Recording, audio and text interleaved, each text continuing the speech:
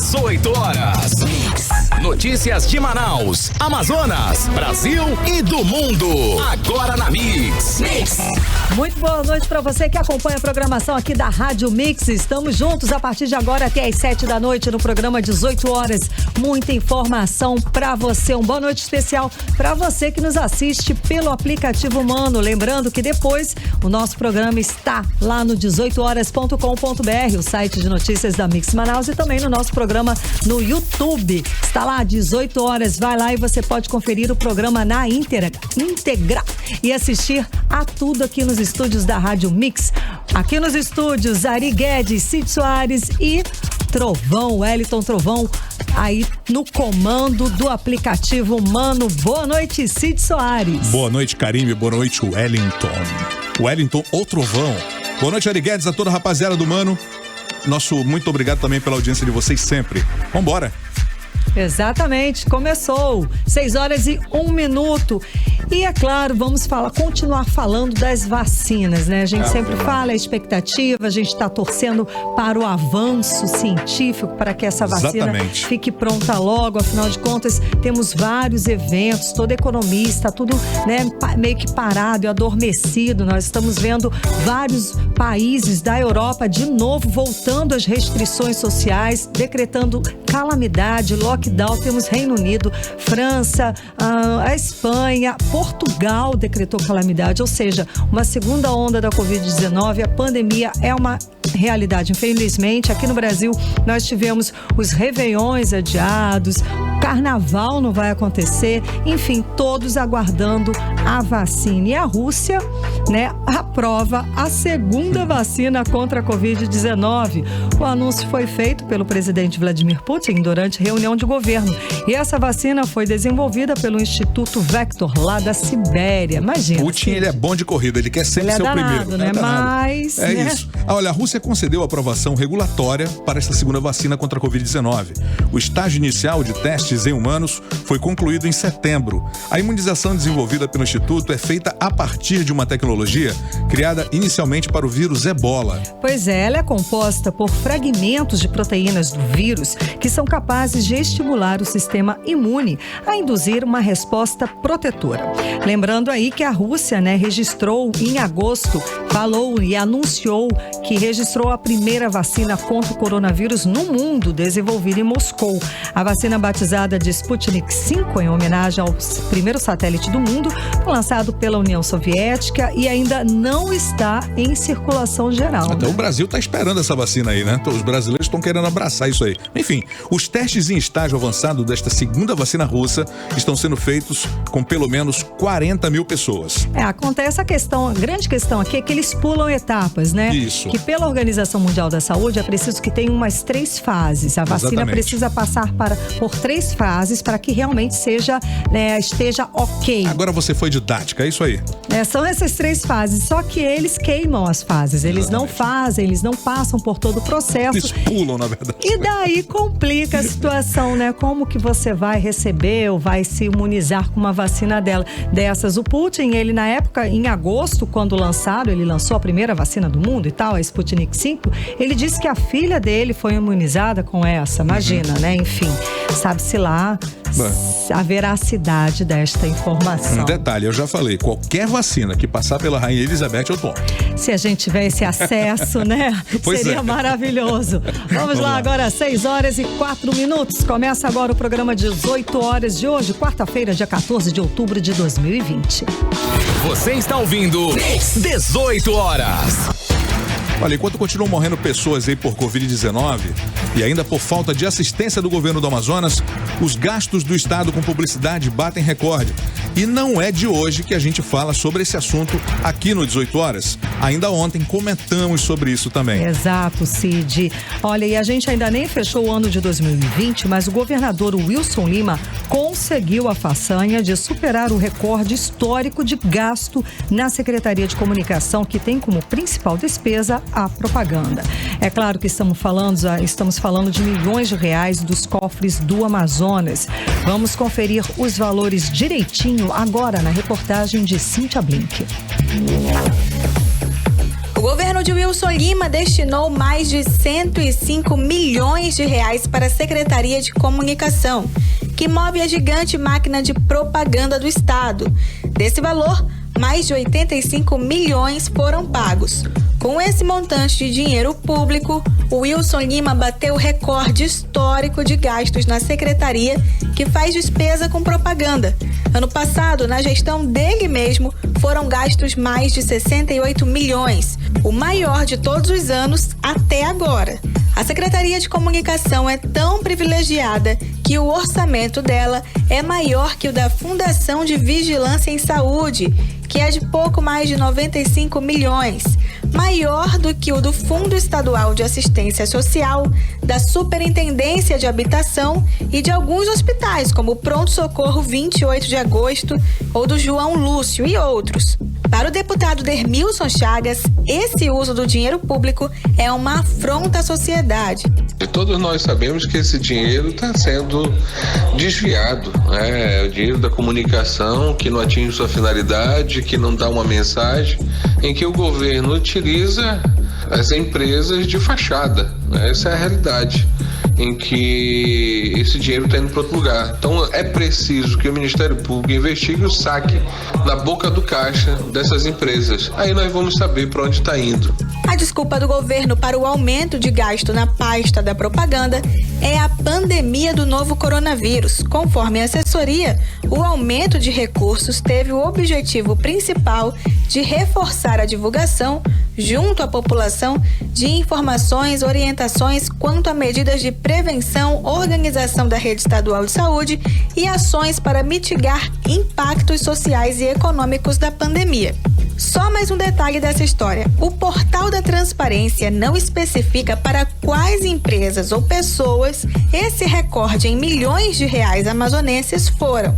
Cíntia Blink, para o 18 horas.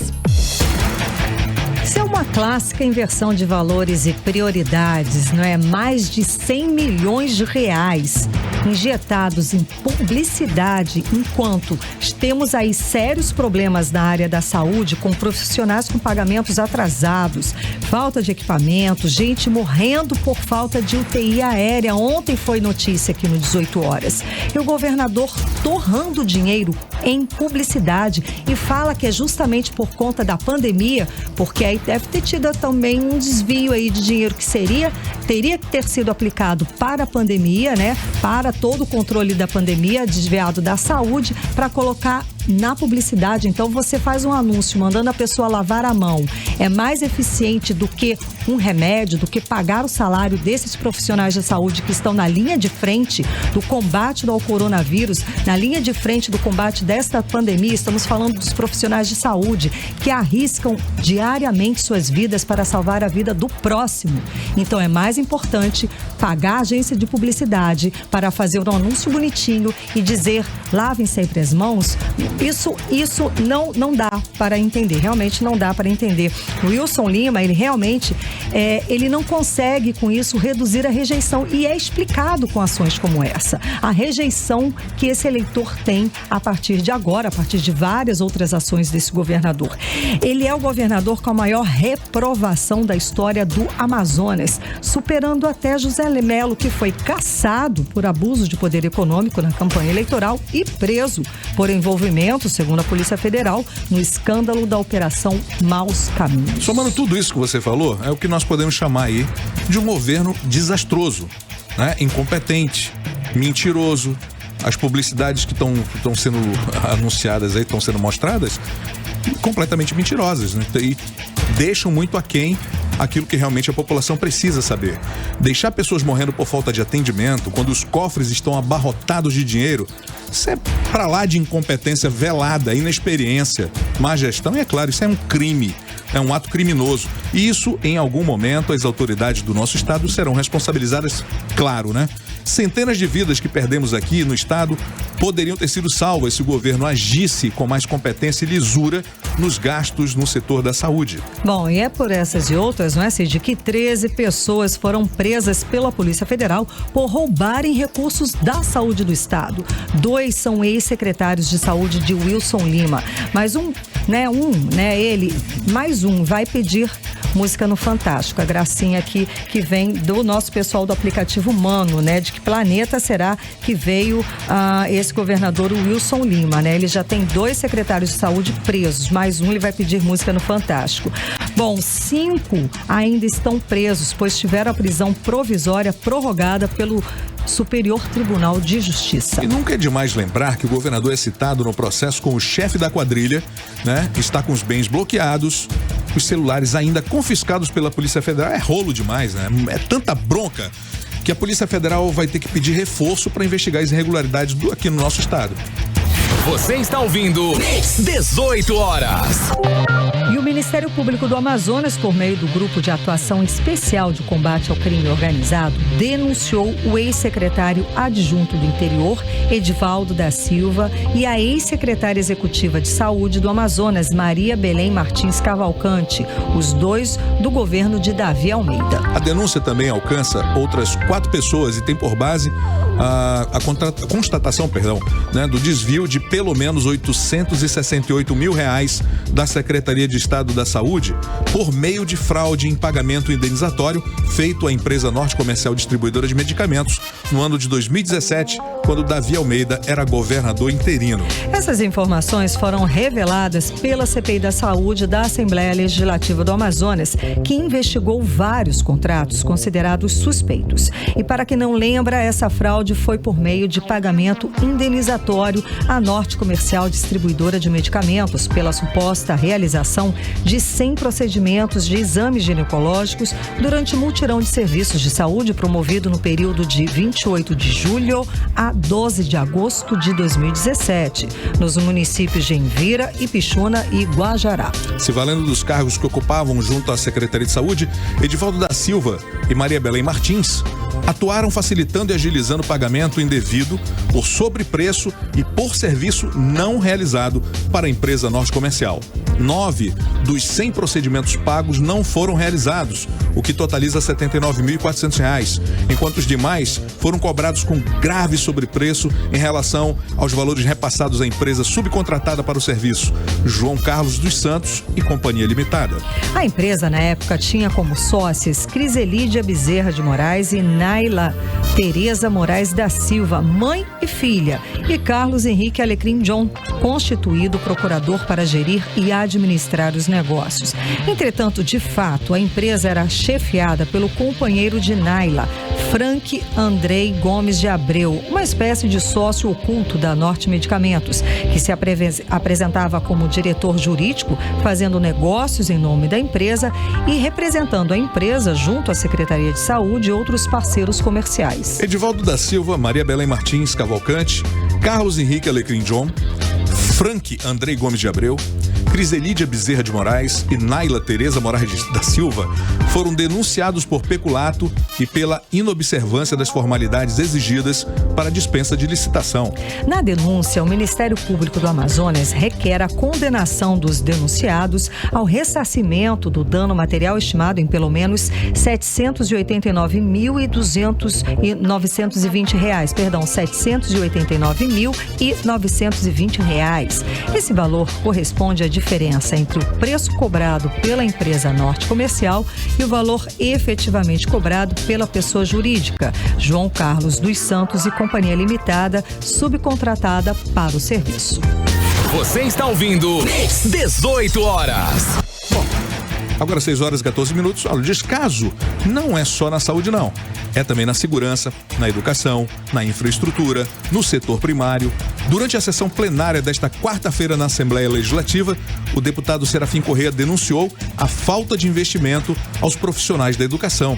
Segundo o deputado, o governo do estado guardou mais R$ 647 milhões do Fundeb que não foram repassados para os professores. A repórter Nathalie Moraes acompanhou a sessão e traz os detalhes pra gente agora.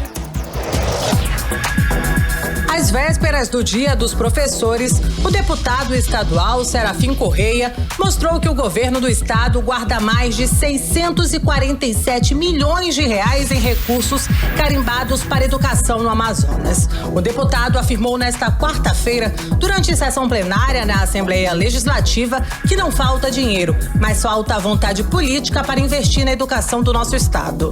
Não falta dinheiro para a educação, falta vontade política, falta determinação, falta gestão. Não é uma crítica a João Pedro Manuel. Esta é uma crítica de um sistema que precisa ser mais ágil, precisa ser mais funcional. De acordo com o relatório apresentado pelo deputado, o governo do estado gastou até o dia 30 de agosto 46,23% em recursos com educação, quando a lei diz que os gastos com os professores em sala de aula teriam que ser no mínimo de 60%. O governo do estado, até 31 de agosto, recebeu mais de 1 bilhão e 200 milhões de reais a título de Fundeb para usar na educação. No entanto, usou apenas em torno de 600 milhões e deixou em caixa 647 milhões. O resultado disso é que ele deveria ter gasto com professores em sala de aula 60% desse valor de 1 bilhão e 200 milhões, mas gastou apenas 46%. Isso significa dizer, nós estamos praticamente no final do ano, que no final do ano vai haver uma sobra de Fundeb de algo em torno de 200 milhões de reais, que terá que ser dividido entre os professores. Vale ressaltar que o governo do Amazonas teve um aumento de 897 milhões de reais de Fundeb nos primeiros 6 meses de 2019. Já em 2020, esse aumento foi de 971,925 milhões de reais, o que representa um crescimento de 74 milhões. Nathalie Moraes para o 18 horas. São tantos milhões de reais que a gente pode até ter se perdido nessa conta, mas o fato é que, está sobrando dinheiro do Fundeb que não foi aplicado para a área da saúde como deveria ter sido. Estamos aí há poucos meses do fim do ano letivo e tem sobra de caixa que não se sabe, E aí que não foi investido? Faz-se o quê? E os professores estão na outra ponta pedindo encarecidamente um diálogo com o governador, pedindo encarecidamente para que essa classe, essa categoria seja ouvida. E o que aconteceu com aquele então candidato que ia para a televisão e falava muito feliz da vida junto com os professores, falando que tinha caneta e que na gestão dele, professor não ia precisar fazer greve, professor não ia precisar fazer reivindicação, manifestação, protesto em busca do que gostaria, do que queria, de melhoramentos, de salários, mas não o que a gente vê é justamente o contrário. Os professores precisaram invadir e tomar sedes de órgãos públicos para tentar serem ouvidos e não conseguiram. No fim das contas, não conseguiram. Então, há uma diferença absurdamente grande do que foi prometido, da imagem que se vendeu para o que é de fato. Além de expor os professores à contaminação da Covid-19, porque agora o que eles querem é o retorno das aulas remoto por conta do perigo do contágio. Temos sim muitos profissionais da educação contaminados e com mortes inclusive. Não é à toa, Não é à toa que a categoria já elegeu esse governo, o governador Wilson Lima, como o pior governador que eles já tiveram que lidar no estado do Amazonas. Pois é, e na véspera do Dia do Professor, educadores vão à Assembleia Legislativa do Amazonas cobrar investigação na Secretaria de Educação para comando de greve do Sindicato dos Professores e Pedagogos das Escolas Públicas do Ensino Básico de Manaus. Está na hora dos deputados abrirem uma CPI para apurar desmandos também na educação do estado. A reportagem agora é de Odineia Araújo. O Dia Dia do Professor é comemorado no dia 15 de outubro. Por isso, hoje, professores e pedagogos de Manaus ligados ao Asprom Sindical fizeram ato público em frente à Assembleia Legislativa do Amazonas para cobrar a CPI da SEDUC para investigar casos de corrupção na educação durante o governo de Wilson Lima. Para o coordenador de comunicação do Asprom, Lambert Melo, assim como na saúde foram encontrados tantos escândalos que resultaram em operações da Polícia Federal e até em prisões. Se os deputados abrirem a caixa preta da educação, também vão encontrar diversos desmandos. Entendemos que além do caso que deu motivação à CPI da SEDUC, que foi o problema no transporte escolar, nós recebemos muitas denúncias de professores falando de desvio de verbas na Secretaria de Educação, muitas denúncias, e a gente tem visto o secretário Luiz Fabian fazer gastos bastante grandes com recursos da educação. A compra milionária do acesso online da Enciclopédia Barça para alunos que sequer têm acesso à internet, para o professor, é um belo exemplo de farra com dinheiro público. A compra da Enciclopédia Barça e como o caso dos escândalos das máscaras da Nextel e vários outros casos aí de escândalos que a gente tem recebido de denúncia, nós entendemos que precisam ser investigadas junto com a questão do transporte coletivo, do transporte escolar, melhor dizendo. E nesse caso a gente precisa também que se explique por que o dinheiro da educação não está sendo gasto na proteção das vidas dos professores que estão adoecendo da pandemia da Covid-19 e não estão tendo o devido tratamento. O acesso virtual à Enciclopédia Barça custou mais de 18 milhões de reais ao governo do Amazonas. O contrato ocorreu com dispensa de licitação em plena pandemia. No ato de hoje, os professores foram recebidos pelo deputado estadual Dermilson Chagas, presidente da Comissão de Direitos Humanos da Assembleia Legislativa. O documento pedindo a CPI da Educação vai ser entregue ao presidente da Casa, Josué Neto. Odinei Araújo para o 18 horas. E para amanhã, trabalhadores da educação ligados ao Sindicato dos Trabalhadores em Educação do Estado do Amazonas programaram um ato público para homenagear as vítimas da Covid-19. A homenagem para os professores que morreram por causa do novo coronavírus está marcada para as 9 horas da manhã em frente ao relógio municipal no centro da cidade. Você está ouvindo 18 horas. E olha, por falar em Assembleia, não dá, né, para não comentar as ausências dos deputados em plenário nesse período de campanha eleitoral. A sessão plenária desta quarta-feira durou apenas 27 minutos. E aí, cadê todo mundo? A quarta-feira é tradicionalmente um dia de votação de projetos na Casa Parlamentar. Mas nas últimas semanas, conseguir reunir esses deputados para trabalhar tem sido uma tarefa bem árdua. Exatamente, Cid. As sessões são cada vez mais curtas e muitas vezes encerradas precocemente por falta de quórum, né? Agora isso virou uma rotina. É mais uma prova o quê? Do descompromisso com a sociedade, né? Ganham muito dinheiro para não fazer quase nada. Pois é, dos 24 deputados, 3 são candidatos nesta eleição. E logicamente, né? Estão em campanha. Ricardo Nicolau é candidato a prefeito de Manaus, Augusto Ferraz candidato a prefeito de Iranduba e o Cabo Maciel é candidato a prefeito de Itacoatiara. 18 horas. Agora 6 horas e 23 minutos. Tá na hora. Vamos abrir a playlist de hoje desta quarta-feira, Cid Soares. Pois é, a primeira da playlist de hoje. Vamos abrir com a dupla sueca de música eletrônica, Jubelli. Exato, vamos de música. Vamos com Dancing in the Moonlight. Você está ouvindo 18 horas. Bom, aí tivemos Dancing in the Moonlight, abrindo aí a nossa playlist dos 8 horas de hoje. E claro, Jubelli, a gente vai mandar aqui em especial pro Rodrigão, hoje tá aniversariando. Vai com um abraço de toda a equipe. Mix. Muito bem, dona Karime Leão, vamos saber como é que fica a previsão do tempo para essa noite e a madrugada desta quarta-feira.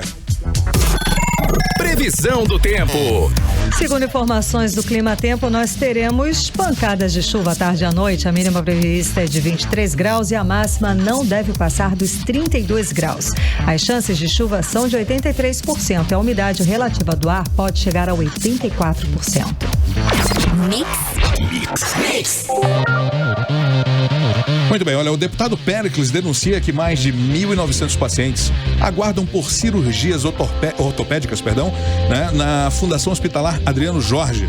Os procedimentos, na maioria das vezes, não são realizados por falta de material. Alguns pacientes já esperam há 1 ano por uma cirurgia e a preocupação é que o quadro clínico desse paciente se agrave por causa de tanta demora, é claro. Vamos conferir os detalhes agora na reportagem de Nathalie Moraes.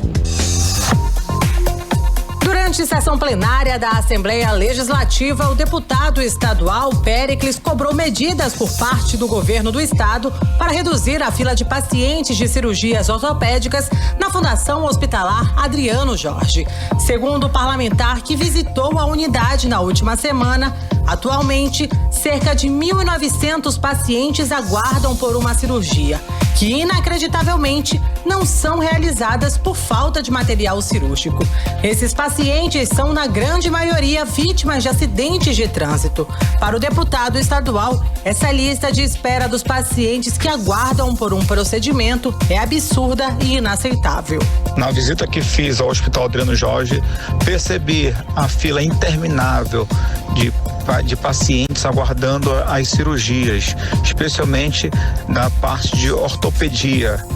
Isso é mais uma falha da gestão da saúde, e muito do que nós vimos não é nem por falta de pessoal, porque existem médicos e demais profissionais da saúde que estão ali à disposição, mas falta muito material, equipamento, instrumentos para se realizar os procedimentos cirúrgicos naquela unidade de saúde. Vale lembrar que mais de R$179 mil foram investidos em estrutura só este ano para melhorar a oferta de serviços na unidade, mas pelo visto, até agora nada mudou. Nathalie Moraes para o 18 horas. E uma outra unidade que vem passando por sérias dificuldades é o Centro de Reabilitação e Dependência Química Ismael Abdel Aziz. Segundo uma denúncia do deputado estadual Wilker Barreto, cerca de 50 profissionais de saúde que atuam na reabilitação de dependentes químicos na unidade estão há 4 meses sem receber salário. O Wilker Barreto afirmou que vai cobrar da Secretaria de Estado da Saúde para que seja realizado o pagamento dos salários dos profissionais. São psicólogos, assistentes sociais, farmacêuticos, cuidadores e auxiliares de farmácia que estão há mais de 4 meses sem receber seus salários. Segundo o deputado, a denúncia sobre o atraso já está protocolada no Ministério Público do Trabalho. Você está ouvindo 18 horas. Olha só, o presidente Jair Bolsonaro sancionou as novas regras de trânsito. Entre as mudanças está a ampliação do tempo de validade da carteira de habilitação e aumento dos pontos de infração. A nova lei de trânsito entra em vigor em abril do ano que vem e pode afetar significativamente a vida do cidadão. Vamos conferir mais detalhes sobre as novas regras de trânsito agora na reportagem de Júlia Gomes. A nova lei foi publicada nesta quarta-feira no Diário Oficial da União e entra em vigor a partir de abril de 2021. Entre as principais mudanças está a ampliação do tempo de validade da carteira de motorista, que a partir de agora será de 10 anos para condutores com menos de 50 anos de idade. Outra mudança trata sobre a suspensão da CNH, que agora estabelece uma escalada de 20, 30 ou 40 pontos em 12 meses, conforme haja infrações gravíssimas ou não. Atualmente, a suspensão ocorre com 20 pontos, independentemente do tipo de infração.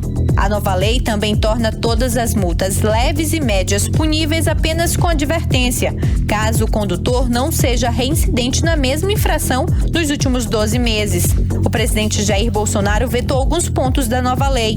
Ao todo, foram vetados 5 pontos do texto aprovado pelo Congresso no dia 22 de setembro. Entre os vetos está o que previa que os motociclistas poderiam trafegar entre os carros apenas quando o trânsito estivesse parado ou lento. Os trechos retirados pelo presidente serão reanalisados pelos parlamentares, que podem manter os vetos ou derrubá-los. Polêmico e bastante discutido por especialistas e autoridades de trânsito, Ranieri Mendonça, que é um especialista em trânsito, afirma que algumas das novas mudanças podem ser perigosas.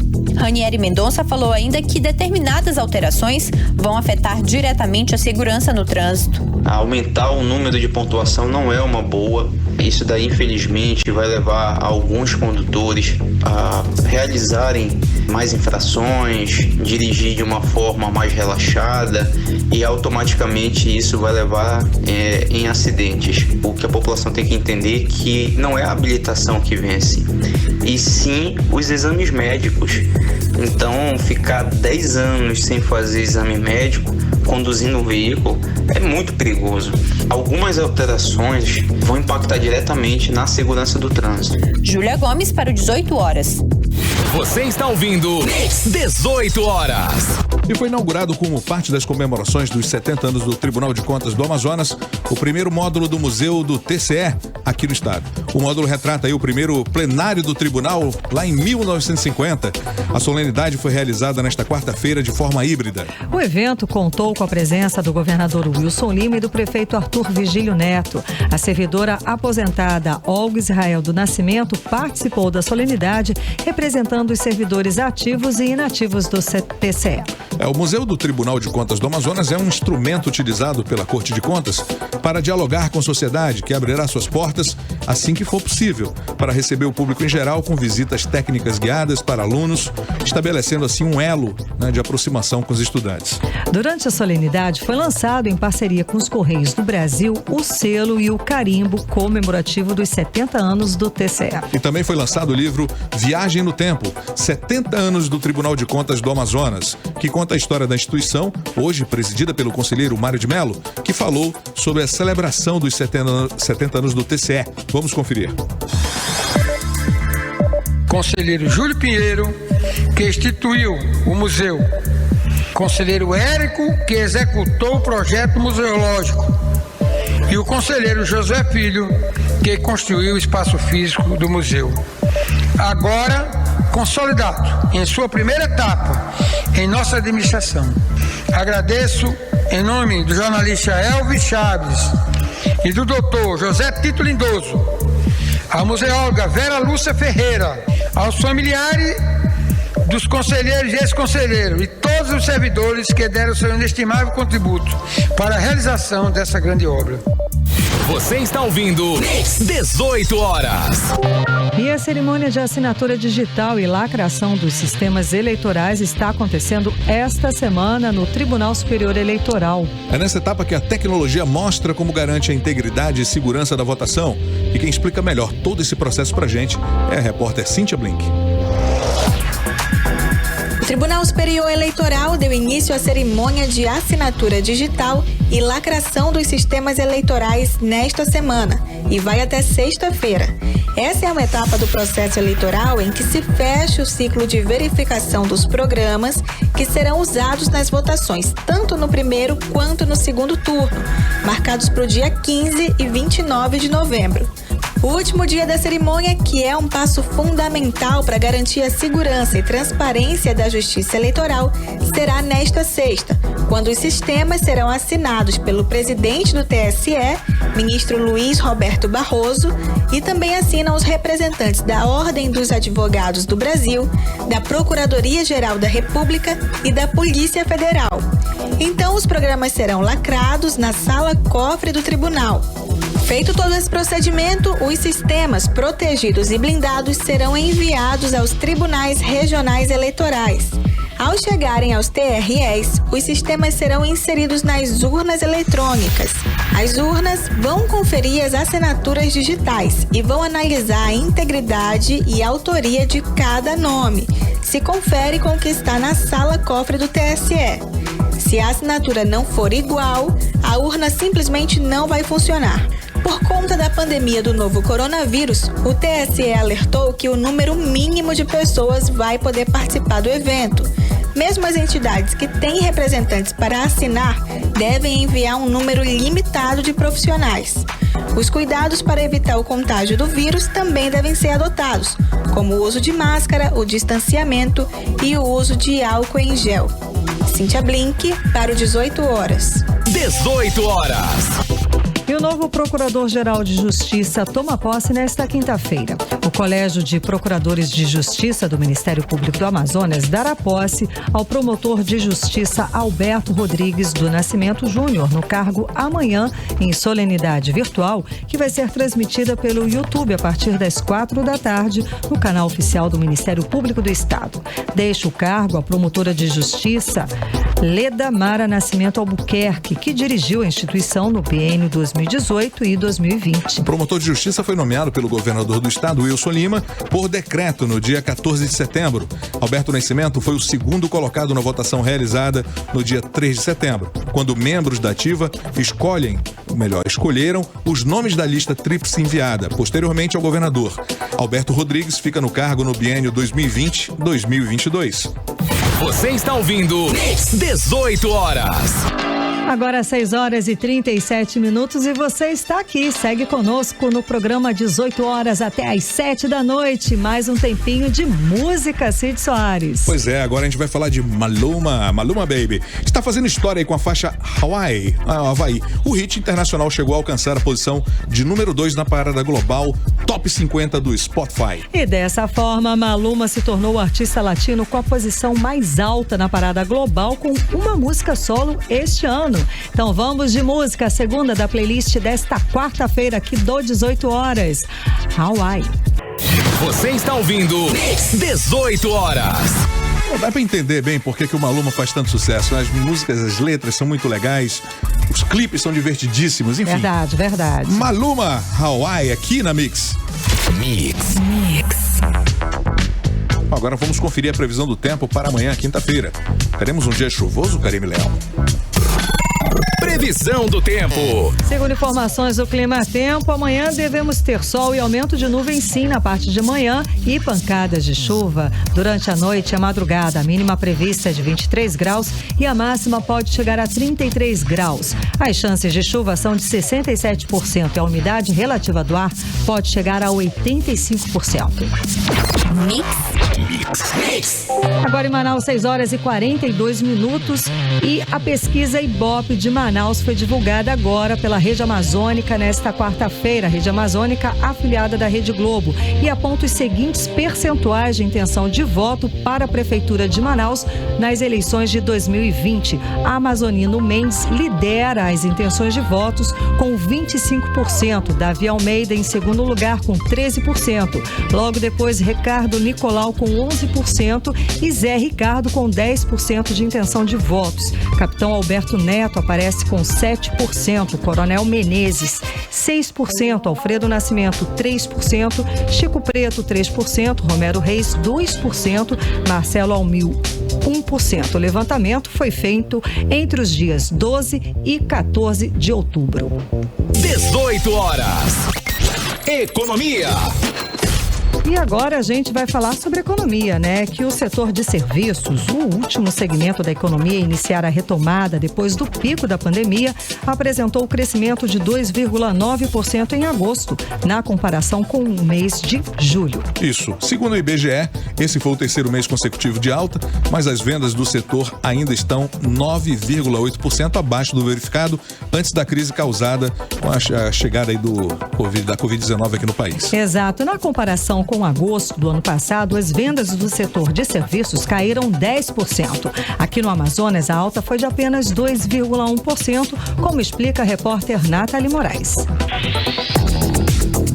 O setor de serviços é o principal componente do PIB brasileiro e o maior gerador de empregos do Brasil. Sua recuperação é considerada fundamental para definir o ritmo da retomada da economia após a flexibilização das medidas de isolamento social. Aqui no Amazonas, no mês de agosto, o setor registrou um aumento de 2,1% segundo o IBGE. Esse é o quarto crescimento consecutivo do setor no estado, de acordo com o diretor de disseminação do Instituto Brasileiro de Geografia e Estatística do Amazonas, Anderson Santos. O setor de serviços do Amazonas registrou 1% em agosto de 2020 com relação ao mês anterior. É o quarto mês seguido de crescimento após as fortes quedas por conta dos impactos causados pela pandemia. Na comparação com o mesmo mês de 2019, a queda foi de 0,6%. A variação acumulada do ano é de menos 1,8% no volume de vendas. Os dados mostram que, embora haja essa melhora no ano de 2020, não se pode falar em recuperação, já que os dados de 2019 ainda são melhores. É no setor de serviços que estão atividades como bares, restaurantes, hotéis, cinemas e salões de beleza. Com maior dependência de contato pessoal, elas tiveram grandes perdas e demoraram a se recuperar. Seja porque ainda enfrentam restrições ao funcionamento e também pelo temor à contaminação. A retomada da economia brasileira com a flexibilização das medidas restritivas pelo país não tem sido igual em todos os setores. Nathalie Moraes para o 18 horas. Você está ouvindo 18 horas. Olha só, abrir um pequeno negócio aqui no Brasil sempre foi uma dor de cabeça, justamente por conta da burocracia.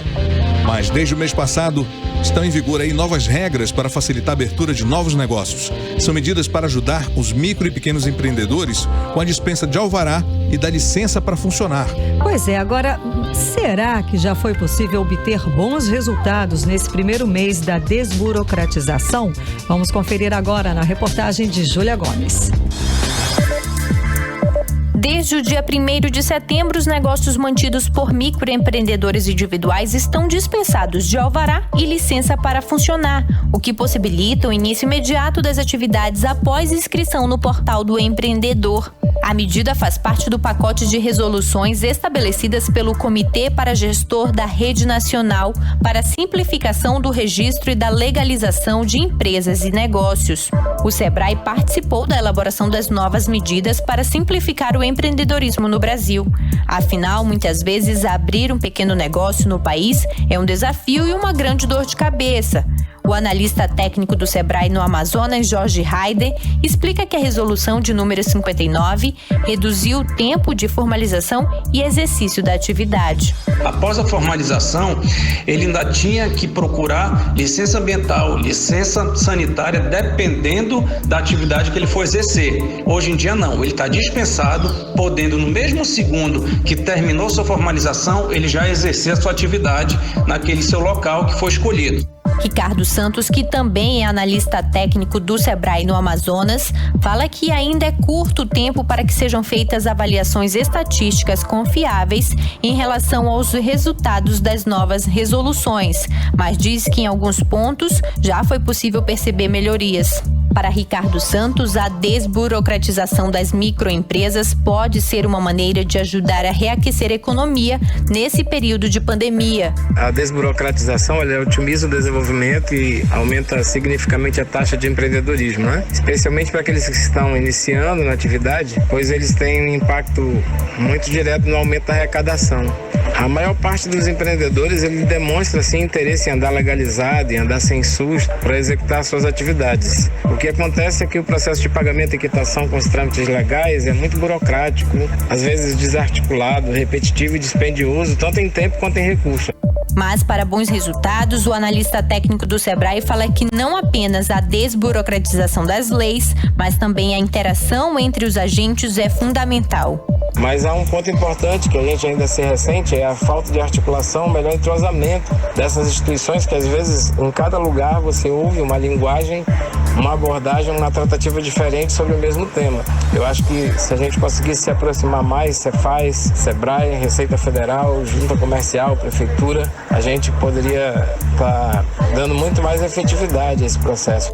Júlia Gomes para o 18 horas. Você está ouvindo 18 horas. O Superior Tribunal de Justiça decide que vendas para a Zona Franca de Manaus não podem ser taxadas de contribuição previdenciária. É que para efeitos tributários, Karime, essas operações se equiparam à exportação e, por lei, estão isentas da tributação. Os detalhes nós vamos conferir agora na reportagem de Odineia Araújo.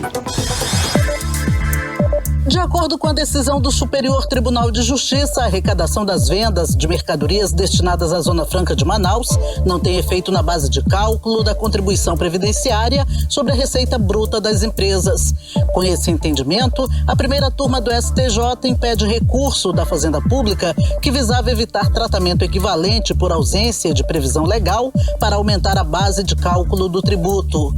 A Federação das Indústrias do Amazonas explica que a regra geral é que a contribuição previdenciária patronal recaia sobre a folha de pagamento. Mas existem setores que, ao invés da contribuição incidir sobre a folha, ela recai sobre a receita bruta da empresa. O artigo 9 da Lei 12.546, de 2011, excluiu da base de cálculos as receitas de exportação e o artigo 4 do Decreto 288/67 diz que as vendas para a Zona Franca equivalem a uma exportação. O presidente do Centro das Indústrias do Amazonas, Wilson Périco, espera que a Receita Federal entenda que esse é um direito constitucional do modelo Zona Franca de Manaus. Não é novidade, né, o posicionamento da Receita Federal contrário ao crédito por conta dos incentivos oferecidos a quem produz, quem fabrica aqui na Zona Franca, tanto o crédito para quem compra esses produtos daqui, quanto também a isenção para quem vende para cá, que é considerado uma exportação. E o Supremo está só dando luz constitucional sobre essa matéria. E vamos continuar acompanhando. Espero que a Receita Federal entenda que esse é um direito constitucional do Estado do Amazonas em cima do modelo Zona Franca. Odinei Araújo para o 18 horas. 18 horas. Agora 6h51. Você está acompanhando com a gente o 18 horas de hoje, desta quarta-feira. E vamos de música, vamos encerrar a playlist de hoje, Cid? O encerramento da playlist é meio triste, mas não tem. Pode fazer nada. Bom, no mês passado, a cantora americana Ava Max, né, ela lançou o primeiro álbum de estúdio da carreira, intitulado Heaven Hell. E segundo a Ava Max, o disco tem fortes influências do pop do fim dos anos 2000 e traz a dualidade de personalidades que representa o ser humano, que não é somente alegria ou tristeza. Então vamos de música, vamos de Kings and Queens. Você está ouvindo 18 horas. Agora faltando 5 para as 7, Ava Max, Kings and Queens. Mix. Muito bem, agora é hora de atualizar os números da Covid-19 aqui no Amazonas e no Brasil com Karime Leão. Recebemos nesse momento, o e-mail com as informações do boletim diário Covid-19 da Fundação de Vigilância em Saúde do Amazonas, divulgado nesta quarta-feira, ao registro de 654 novos casos de Covid-19. Conforme o boletim, foi confirmado 14 mortes por Covid-19, sendo 3 ocorridas no dia 13/10 e 11 mortes foram encerradas por critérios clínicos epidemiológicos, elevando para 4.268 o total de mortes aqui no estado do Amazonas. Vamos agora procurar informação aqui no e-mail do número total de infectados.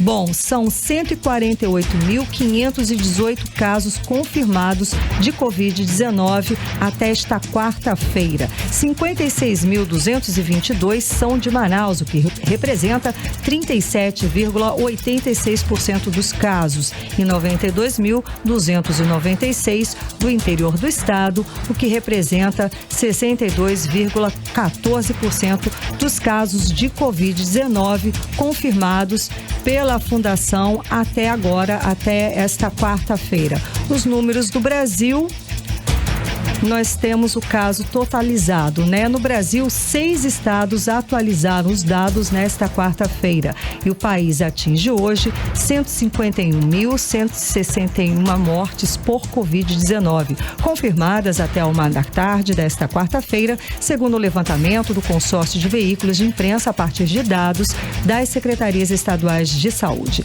O total de casos confirmados soma 5.117.825 casos confirmados de Covid-19. E segundo os dados do Ministério da Saúde, o Brasil tem o total de 4.526.975 pessoas recuperadas da Covid-19 nesta quarta-feira. Agora são 6h57. Seguimos direto para o editorial 18 horas. Editorial 18 horas. Olha, o que alguns ainda não conseguiram entender foi muito bem explicado hoje pelo presidente do Banco Central, Campos Neto. Ele disse que o risco ambiental faz o Brasil receber menos recursos de estrangeiros. Isso mostra que a questão de defesa do meio ambiente não é mais uma pauta exclusiva de abnegados ambientalistas. A volta de recursos estrangeiros para o Brasil este ano foi menor que a de outros países em razão da política ambiental brasileira. O que começou a ficar mais aparente é a percepção da agenda de sustentabilidade hoje tão disseminada em outros países. De fato, existe essa preocupação ambiental dos investidores, disse Campos Neto em entrevista à CNN Brasil. Em junho, um grupo de 29 investidores globais assinou carta aberta ao Brasil, expressando preocupação sobre a política ambiental no país e sobre os direitos humanos. Na Bolsa Brasileira, já são 88 bilhões de reais a menos de dinheiro estrangeiro neste ano. Os dados provam que não dá mais para os governos ficarem brincando com a questão ambiental. As declarações do presidente do Banco Central mostram que a sociedade sofre não apenas os efeitos diretos das queimadas e o desmatamento, mas também os efeitos econômicos dos mercados globais. E quem vive na Amazônia pode sofrer essas consequências de forma ainda mais direta.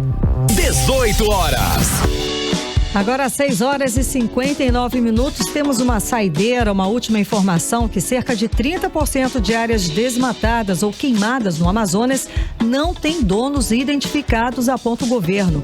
O recorde histórico de queimadas no Amazonas e o avanço do desmatamento podem estar relacionados, entre outras questões, com a invasão de terras, conforme dados do Instituto de Proteção Ambiental do Amazonas. Cerca de 30% das áreas de florestas destruídas não têm os proprietários identificados. O Instituto Ambiental afirma que existe um problema fundiário de documentação de terras que impede de identificar os donos das áreas que foram desmatadas ou queimadas. Agora sim, faltando um minutinho para as 7 da noite, encerramos hoje o programa 18 horas. Cid, boa noite. Boa noite. Olha, meu melhor abraço hoje vai pro meu querido Rodrigo Soares. A gente vai comemorar esse aniversário ainda, espero, né? Exato, Rodrigo Soares, produtor aqui do 18 horas.